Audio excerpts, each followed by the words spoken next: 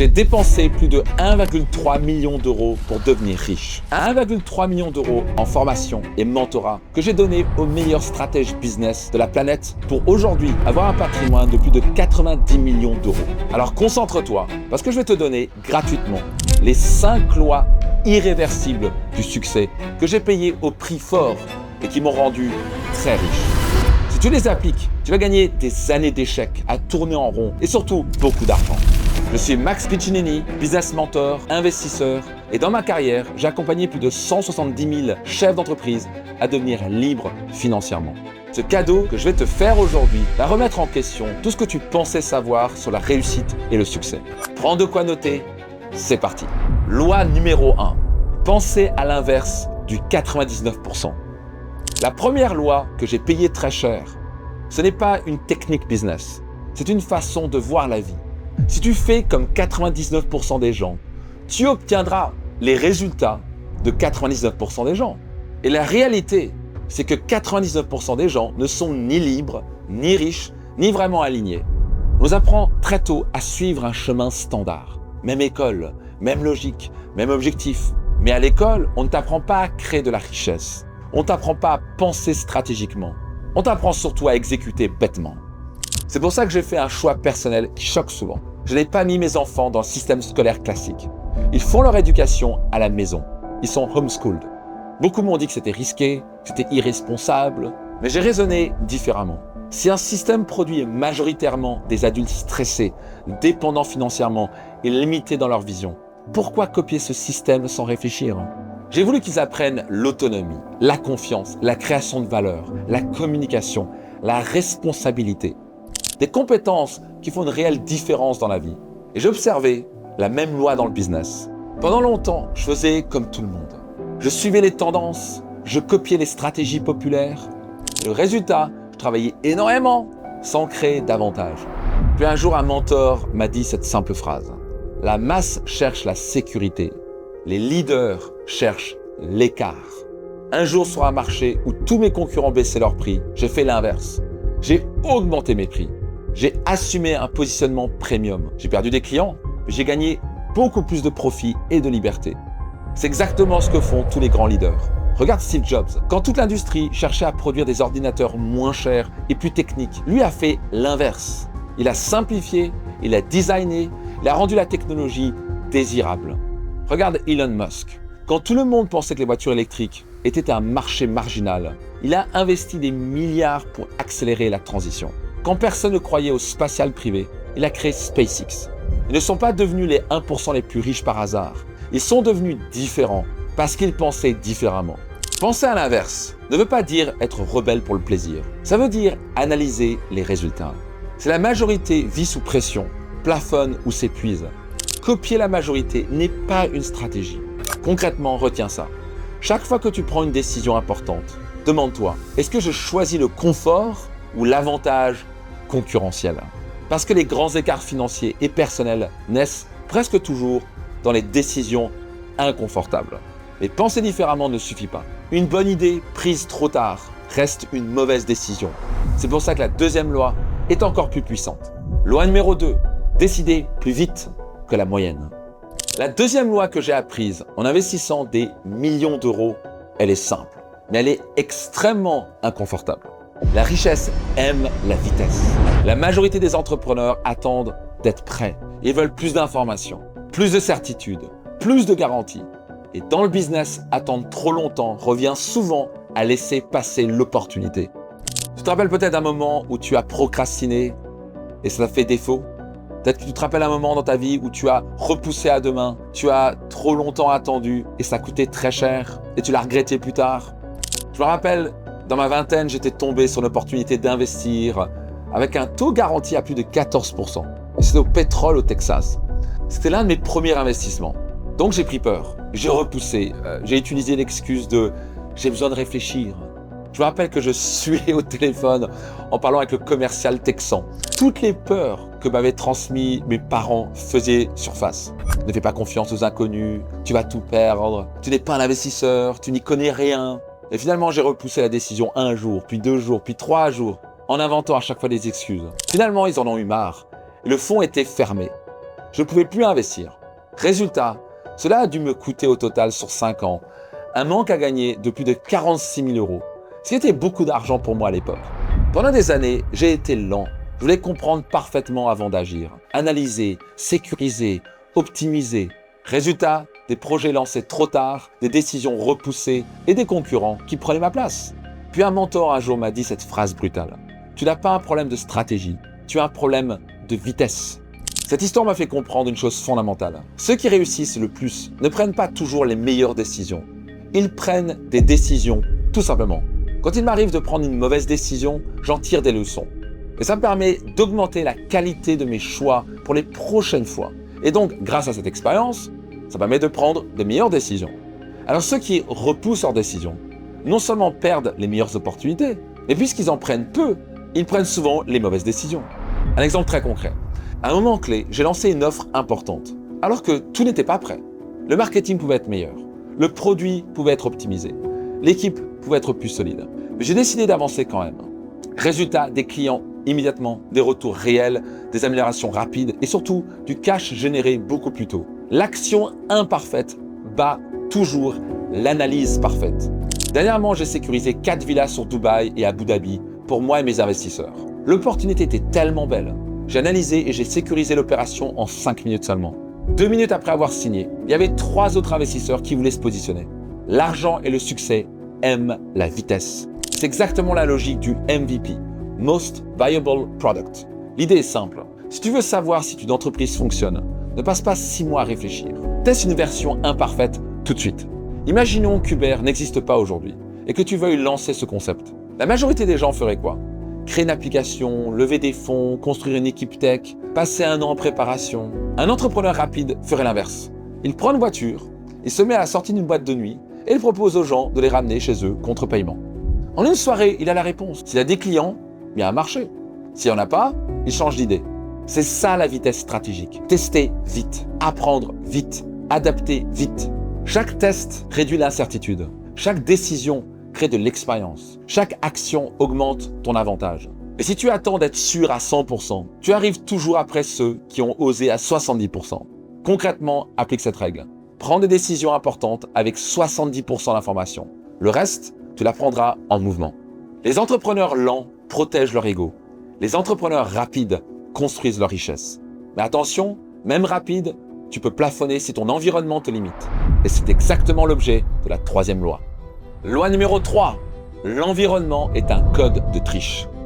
La 3e loi, que j'ai payée très cher, est probablement celle qui a changé le plus radicalement ma trajectoire.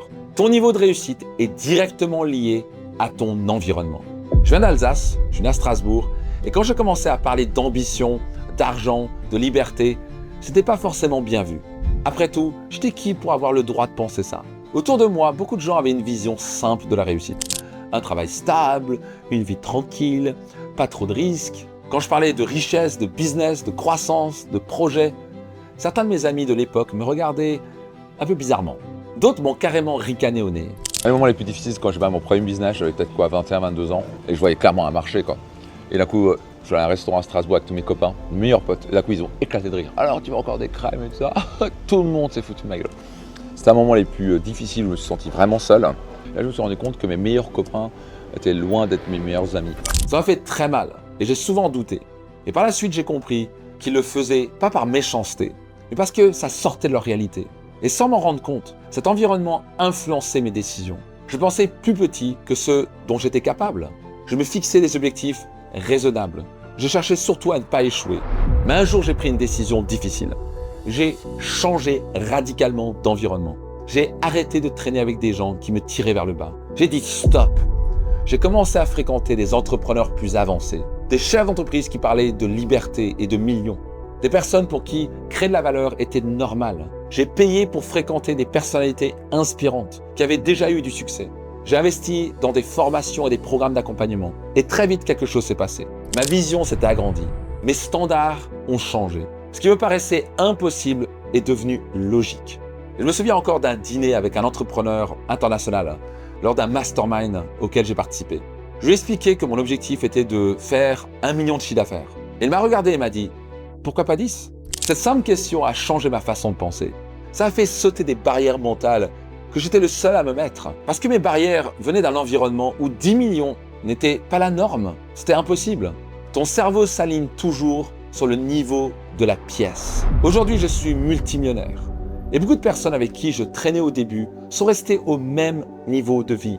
Ils sont toujours au SMIC, à boire des bières. Et encore une fois, pas parce qu'elles sont moins capables, mais parce qu'elles sont restées dans le même cadre mental. Et cette loi est vraie dans la vie personnelle. Mais elle est encore plus puissante dans le business. Parce que certaines personnes sont des accélérateurs de destin. Celles que tu fréquentes, mais aussi celles que tu recrutes. Regarde les plus grands leaders. Bernard Arnault n'essaie pas d'être le meilleur partout. Il s'entoure des meilleurs. Il n'est pas le responsable marketing de Dior. Il n'est pas directeur artistique de Louis Vuitton. Il recrute les meilleurs du monde dans chaque domaine. Parce qu'il a compris une chose fondamentale. Un leader intelligent paie des gens plus intelligents que lui. Ce n'est pas une faiblesse, c'est un levier. Ce n'est pas un coût, c'est un investissement. Dans mes entreprises, certaines de mes plus grandes progressions sont venues de recrutements clés. Une seule bonne personne peut changer toute une trajectoire. Une brebis galeuse peut tuer tout un troupeau. Et à l'inverse, un joueur de Liga qui te coûte cher sur le papier peut tirer vers le haut toute ton entreprise, tes équipes et te rapporter beaucoup d'argent. Tu l'as compris, l'environnement que tu choisis ne concerne pas seulement ton équipe et tes mentors, il concerne aussi les amis que tu fréquentes, les conversations que tu as, les contenus que tu consommes, les standards que tu acceptes. Concrètement, pose-toi ces deux questions. Qui tire ma vision vers le haut? Qui me rassure dans ma zone de confort? Parce que ton environnement agit comme une gravité invisible. Soit il t'élève, soit il te retient. Mais attention, même entouré de bonnes personnes, tu peux construire une entreprise impressionnante et pourtant rester prisonnier financièrement. C'est un piège dans lequel il ne faut surtout pas tomber. Et c'est exactement ce que nous allons voir dans la 4e loi. Loi numéro 4, le profit avant la croissance. La 4e loi que j'ai apprise en investissant massivement dans mon apprentissage est une loi que beaucoup d'entrepreneurs découvrent bien trop tard. La croissance peut te rendre pauvre. Le profit te rend libre. Au début, comme beaucoup de chefs d'entreprise, j'étais obsédé par le chiffre d'affaires. Chiffre d'affaires, chiffre d'affaires, chiffre d'affaires. Plus de clients, plus de volume, plus de visibilité. Sur papier, tout semblait fonctionner. L'entreprise grandissait, l'équipe grossissait. J'avais plus de charges, plus de stress et tout simplement plus de sujets à gérer. Et un jour, j'ai compris une vérité brutale. Une entreprise qui grandit sans profit est une entreprise fragile. J'ai commencé à piloter à la marge et plus au chiffre d'affaires. Et devine quoi? C'est à partir de ce jour que j'ai commencé à gagner beaucoup d'argent. Mais ça, je n'ai pas compris tout seul. Faire du profit, c'est une science. Et je l'ai découvert en payant. J'ai payé 35 000 € pour participer à un mastermind international. Et pendant 3 jours, un mentor nous a parlé d'un seul sujet, la marge. Pas la croissance, pas la notoriété, pas la taille de l'entreprise, la marge. Comment faire pour générer un maximum de profit avec un produit ou un service? Il m'a expliqué que les investisseurs les plus performants du monde n'investissent pas forcément dans les entreprises les plus sexy, pas forcément les entreprises en croissance ou à la mode. Ils investissent dans les entreprises qui font le meilleur taux de rentabilité. Parce qu'au final, c'est le profit qui crée la valeur réelle. Cette prise de conscience a été énorme pour moi. J'ai compris que beaucoup d'entrepreneurs courent après la croissance pour nourrir leur ego, alors que les vrais stratèges construisent leur liberté financière. Tout l'enjeu, c'est d'augmenter ce que tu gagnes en bas de page. Tu dois trouver tous les moyens à ta disposition pour augmenter ce delta. C'est ça qui te rendra très riche. Et en tant que mentor, j'ai accompagné un chef d'entreprise qui faisait plus de 8 millions d'euros de chiffre d'affaires. Vu à l'extérieur, ça paraît beaucoup, mais en réalité, il était épuisé. Sa trésorerie était fragile. Chaque fin de mois était une source d'angoisse. Ils ont fait un travail simple mais radical. Arrêtez de piloter la croissance et commencez à piloter la marge. Faire des offres irrésistibles, augmenter les prix, augmenter la LTV, réduire les charges inutiles, se concentrer sur les clients les plus rentables. Et en moins d'1 an, moins de chiffre d'affaires, mais x4 sur sa rentabilité et le cash flow. Et surtout, beaucoup plus de sérénité. Piloter son entreprise à la marge, la libérer. Donc si ton objectif est la liberté financière, tu dois marteler une chose. Profit, profit, profit. Parce que c'est lui qui finance ta croissance. C'est lui qui protège ton entreprise. C'est lui qui te donne des options. Concrètement, applique cette simple règle. Chaque semaine, regarde ton profit. Avant ton chiffre d'affaires, avant tes indicateurs marketing, ton profit. Si tu deviens très rentable, tu as quasiment gagné la bataille. Mais il y a encore une chose qui peut te faire échouer si tu ne l'appliques pas. Et ça, je ne l'aurais jamais deviné tout seul. C'est exactement ce que nous allons voir dans la 5e loi. Le numéro 5, l'obsession long terme. La 5e loi que j'ai payée très cher est probablement la plus difficile à appliquer.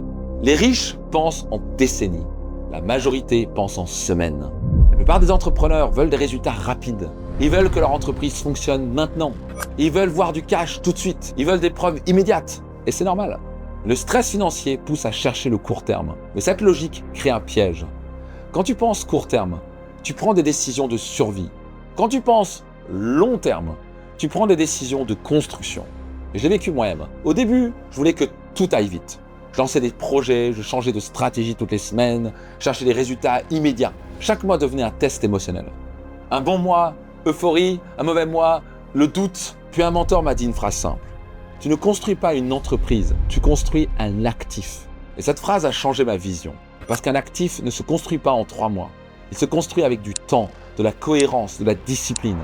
Regarde les plus grandes fortunes de ce monde. Par exemple, Bernard Arnault.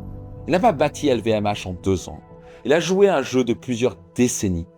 Acquisition après acquisition. Positionnement après positionnement. Jeff Bezos a accepté pendant des années de réinvestir massivement dans Amazon sans chercher la rentabilité immédiate. Il construisait une domination long terme.